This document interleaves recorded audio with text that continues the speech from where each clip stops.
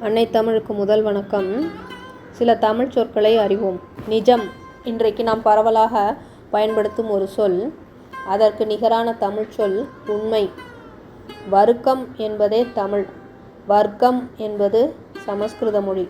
இலக்கணப்படி அவர்கள் ஏற்றுச் சொல்லாக மாற்றப்பட்டது. கேவலம் இதற்கு உரிய வேர் தமிழாயிருந்தாலும் மூலம் பொருளுக்கு மிகவும் மாறுபட்டு முழுவதும் சங்கமொழி சொல்லாக ஆக்கப்பட்டுவிட்டது. எனவே இங்கு கையாளப்படும் பொருளுக்கு இணையான தமிழ் சொல்லாக இழிவு என்பதை பயன்படுத்துங்கள். ராஜா அரையனாக இருந்து அரசனாக மருவிய தமிழ் திரிபு. அரசன் என்பதே சரி.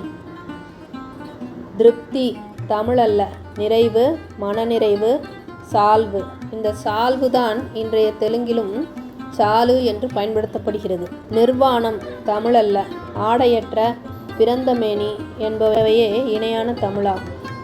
லிபி தமிழ் அல்ல, எழுத்து, ஒலிப்பு, வரிவடிவம் என்பது தமிழ். வாக்குவாதம் தமிழ் அல்ல, வழக்காடல் என்பதே இதற்கான தமிழ் சொல். இச்சொல்லின் முதல் பாதியான வாக்கு தமிழ் சொல்லே. இரண்டாம் பகுதியாக வரும் வாதம் என்பது வழக்கு தொடர்பானது. ஆசை என்பது தமிழிலிருந்து திரிக்கப்பட்டது. எனவே இச்சை என்பதே தெரியாத தமிழாக பயன்படுத்தப்படுகிறது. நன்றி. மீண்டும் வேறு ஒரு பதிவுடன் உங்களை சந்திக்கிறேன்.